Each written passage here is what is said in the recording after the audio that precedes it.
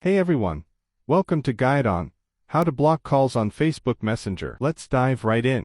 Ensure Messenger app installation. Ensure that you have already installed the Messenger app on your device. If not, download and install it from the App Store or Play Store.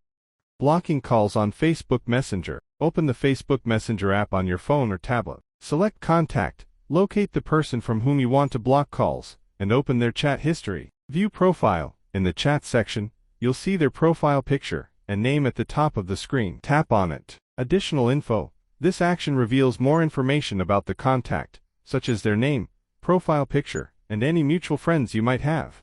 Scroll down to the end to find the Block option, and then tap on it. Confirm blocking. On the next page, tap on Block Messages and Calls. A confirmation pop-up might appear, asking you to confirm your decision. Tap the Block option to finalize your decision. And there you have it. Don't forget to like, subscribe and share if you find this video helpful. Thanks for watching.